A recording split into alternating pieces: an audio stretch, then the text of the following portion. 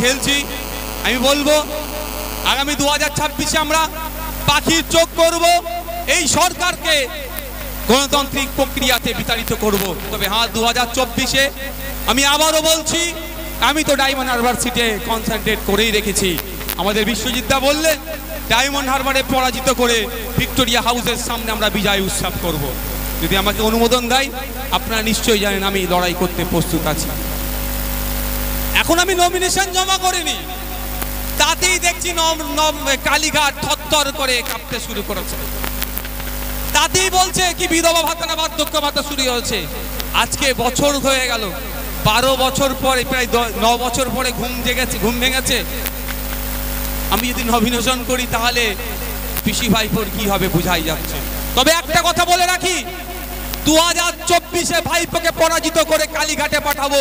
কাশফুলের বালিশ তার পিসি তৈরি করবে, বিক্রি করার জায়গা করে দেবো। আর সাথে সাথে 2026 সালে নবান্নের 14 তলা থেকে তাকে নামিয়ে ধপের দোকানের মালিক বানিয়ে দেবো। চপের দোকানের নয়, চপের দোকানের নয়, ধপের দোকানে একটার পর একটা ধপ দিয়ে যাচ্ছে। বলছে মেটিয়াপুরিতে কি টেক্সটাইল হাফ করে দিয়েছে। আমার মেটিয়াপুরিতে কিছু উস্তাকার বন্ধুদের সাথে যোগাযোগ আছে, আমি ফোন লাগিয়েছি, হয়তো নতুন করে কিছু উদ্বোধন করলো নাকি। তারাও বললো এটা দিদির অত নম্বর ঢপ। তো ঢপের দোকানের তাকে মালকিন বানিয়ে দেবো, এই প্রতিজ্ঞাবদ্ধ আমরা হলাম।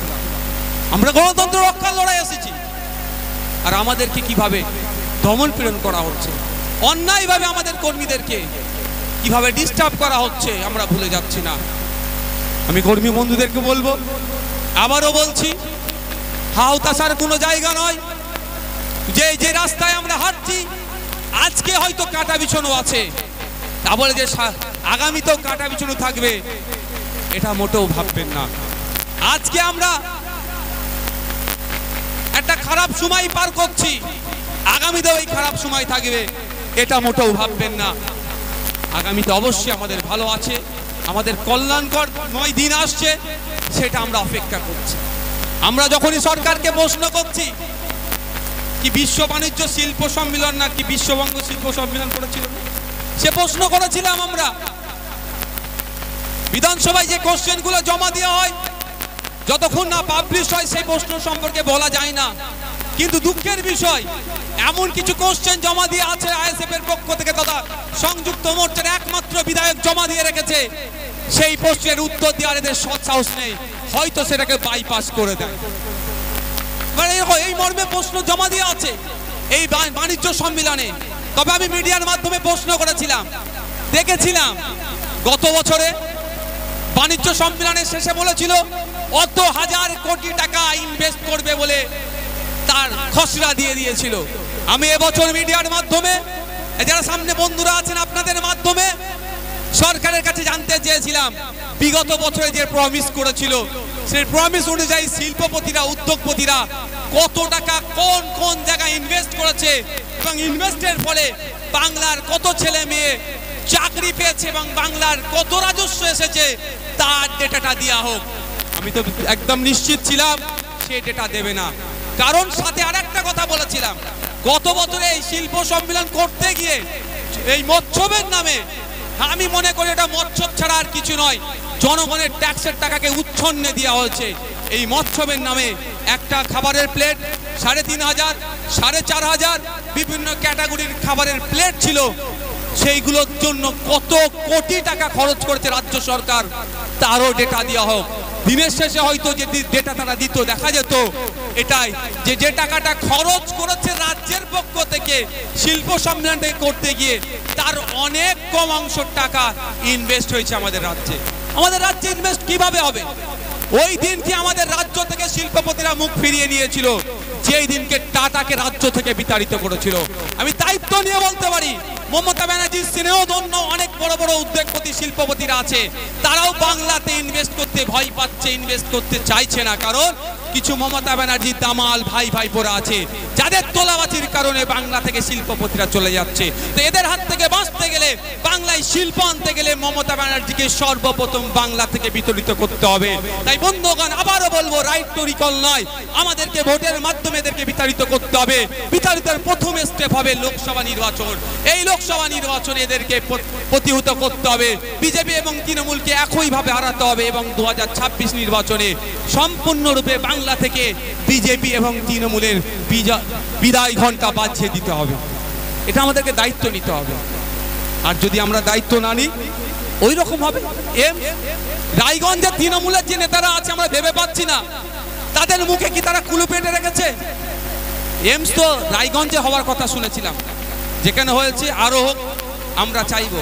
কিন্তু রায়গঞ্জ জেলা অত্র এলাকার তৃণমূলের নেতাদের মুখে কুলুপ কেন? তারা কেন কথা বলছে না? একটা এমস রায়গঞ্জে থাকলে সেখানকার রুগীদেরকে এখানে আর আসতে হতো না। স্বাস্থ্য ব্যবস্থার ঐতিহাসিক বিপ্লব ঘটে যেত। কিন্তু কি দেখলাম? রায়গঞ্জ এমস হলো না। তারপরে যে কেন্দ্র সরকারকে ডিমান্ড করা, প্রেশার ক্রিয়েট করে এখানে নিয়ে আসা, কোনো সরকারের সদিচ্ছা নাই। সেন্ট্রাল ইউনিভার্সিটি শিক্ষা ব্যবস্থার অনেক বড় বড় কথা বলেন শিক্ষামন্ত্রী, যখন সেন্ট্রাল ইউনিভার্সিটির কোথায় সেই আমলে ছিল, এই 12 বছরে একটা আমাদের রাজ্যে আনতে পারলো না। আমাদের প্রশ্ন এখানেই, আমরা যখন এই ডিমান্ডগুলো করি, আমরা যখন মুর্শিদাবাদের পরিযায়ী শ্রমিকদের, পরিযায়ী শ্রমিকদের কথা বলি, তখনই আমাদেরকে দেখে দেওয়া হয়। যখনই আমরা অধিকারের কথা বলি, তখনই আমাদেরকে দেখে দেওয়া হচ্ছে হয় আপনার বিজেপির দালাল, না হলে মুসলমানদের দল। কিন্তু আমাদের বন্ধুগণ, আমাদের লক্ষ্যে আমাদেরকে নিয়োজিত থাকতে হবে। আমরা যদি আমাদের লক্ষ্যে অবিচল থাকি, তাহলে আমরা আমাদের লক্ষ্যে পূরণ হতে পারবো। কোনো কনফিউজ রাখার জায়গা নয়। আজ হয়নি কাল হবে, কাল হয়নি পরশু হবে, আগামীতে হবে। এই শপথ আমাদের নিতে হবে যে একদিন আমরা করব এবং আমাদের যে লক্ষ্য সমাজ ব্যবস্থা পরিবর্তন করব, এটা আমাদের বলতে হবে। সময় স্বল্প, অনেক কিছু বলার ছিল। রাশিয়া ইউক্রেন যুদ্ধ থেকে শুরু করে, প্যালেস্টাইন ইসরায়েলের লড়াই থেকে শুরু করে সমস্ত বিষয়ে যেভাবে আমাদের ভারত সরকার যে বিদেশ নীতিকে বিসর্জন দিয়ে কোনো এক অগ্রাসন শক্তির পাশে দাঁড়াচ্ছে, সেটাকে আমরা মেনে নিতে পারি না। শেষের সময়, কোর্ট নির্ধারিত সময় আর 4 মিনিট আছে, শেষ কথা বলি। মমতা ব্যানার্জি মহাশয়া বলেন রাজ্যের অর্থনৈতিক অবস্থা তলানিতে, হসপিটালে বেড নাই কেন, ভাঙড়ে হসপিটালগুলোকে উন্নত মানের করার যখনই কথা বলি, অর্থের দুরবস্থার কথা বলে। সরকারি কর্মচারীদের ডিএর কথা বললে অর্থের দুরবস্থার কথা বলে, স্বাস্থ্য কেন্দ্রের মান উন্নয়নের কথা বললে অর্থের দুরবস্থার কথা বলে, শিক্ষক নিয়োগের কথা বললে অর্থের দুরবস্থার কথা বলে। আমি আজকে নেতাজি ইন্ডোর স্টেডিয়াম থেকে মাননীয় মুখ্যমন্ত্রীকে বলছি, যদি আপনি রাজ্যের ভালো চান, নওশাদ সিদ্দিকীকে আগামী 6 মাসের জন্য অর্থ দপ্তরটা দিয়ে দিন। রাজ্যের অর্থনৈতিক অবস্থা আমি পরিবর্তন করে দেখিয়ে দেবো। নির্দ্বিধায় বলছি, যদি অর্থনৈতিক দুরবস্থা পরিবর্তন না করতে পারি, রাজনীতি করাই আমি ছেড়ে দেবো। যেদিন দায়িত্ব দেবেন, তারপরের দিন থেকেই সরকারি কর্মচারীদের কেন্দ্রীয় সমাহারের ডিএর ব্যবস্থা করে দেবো এবং যে কটা সমাজ কল্যাণমূলক প্রকল্প চলছে একটাও বন্ধ হবে না, সবটাই চালাবো। তাই বলছি, মমতা ব্যানার্জি যদি সদিচ্ছা থাকে, নওশাদ সিদ্দিকীর হাতে রাজ্যের অর্থ দপ্তরটা মাত্র 6 মাসের জন্য তুলে দিক, যে হয় কি হয় না দেখিয়ে দেবো। আমাদের রাজ্যের সম্পত্তি আছে, দেশের অনেক সম্পত্তি আছে, চুরি হয়ে যাচ্ছে। এই মমতা ব্যানার্জি তার ভাইপোদের নেতৃত্বে সম্পত্তিগুলো চুরি হয়ে যাচ্ছে। চুরি আটকালেই শিক্ষা কেন্দ্রের যেমন মান উন্নয়ন হবে, চক ডাস্টার যেমন পৌঁছে যাবে, হসপিটালে বেডও পৌঁছাবে, নতুন নতুন চাকরি হবে এবং সরকারি কর্মচারীদের কেন্দ্রীয় সমাহারে ডিওর ব্যবস্থা করা যাবে। আমি আবারও চ্যালেঞ্জ করছি, মমতা ব্যানার্জি মহাশয় যদি রাজ্যের ভালো চান, সরকারি কর্মচারীদের ভালো চান, আমার জনসাধারণের ভালো চান, শিক্ষা, স্বাস্থ্য, কর্মসংস্থান, এক কথায় বাংলার অর্থনৈতিক, বাংলার জনগণের আর্থসামাজিক মান উন্নয়ন চাই, আগামী 6 মাসের জন্য আমার হাতে অর্থ দপ্তর তুলে দিক। এই অর্থনৈতিক চাকা আমূল পরিবর্তন করে দেখিয়ে দেব। ধন্যবাদ, সকলে ভালো থাকবেন। কর্মী বন্ধুদেরকে বলবো, আপনারাই আমাদের আবেগ, আপনাদেরকে আমরা উপেক্ষা করতে পারি না, কে আসবে কে যাবে, সেই জন্য আমরা